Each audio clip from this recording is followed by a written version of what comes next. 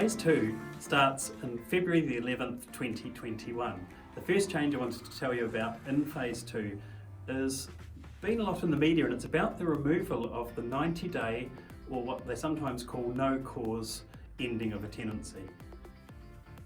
They want to make sure that tenants have more security in their living situation. So as of February the 11th, landlords won't be able to give 90 days, which was for no reason to move tenants on. Now let's face it, this was hardly ever done anyway. Only about 3% of tenancies were ended with the 90-day notice. Not to mention that, a smaller proportion of that was for antisocial behaviour. In other words, nothing enshrined in law except that the owner wanted to end that tenancy. So those have been done away with. I've also extended the notice periods for other reasons why a tenancy could be ended. So a tenant from that date will be able to give 4 weeks notice, or must give 4 weeks notice rather than 3.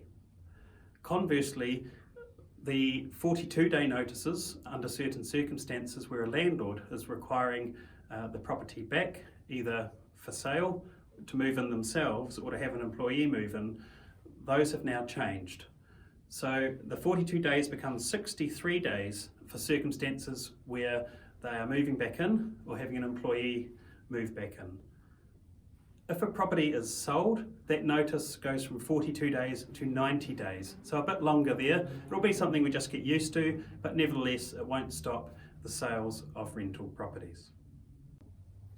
So many landlords were then wondering what can be done about tenants if they are engaging in things like antisocial behaviour or just nuisance behaviours, where in the past they may have used a 90-day notice, no cause tenancy ending, or ending a fixed term. And the government has addressed this. They've created 2 new ways, in addition to the many other ways that tenants can be moved on for poor behaviour. So nothing has changed fundamentally, except there are 2 new categories. One is about repeated antisocial behaviour. So what's antisocial behaviour? It might be abusing neighbours, it might be loud noise all the time, those sorts of things, where tenants are not allowed more than 3 examples of antisocial behaviour in a 90-day period.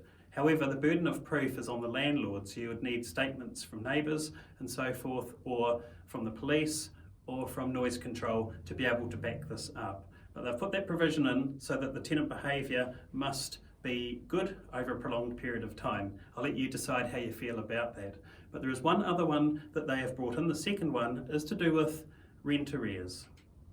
Now, some tenants get behind in rent and then catch up, and get behind and catch up, and behind and catch up. This causes a lot of work and stress for landlords. The government has now said that if this is the case, you can apply to Tenancy Tribunal to end that tenancy because of repeated infringements on rent arrears.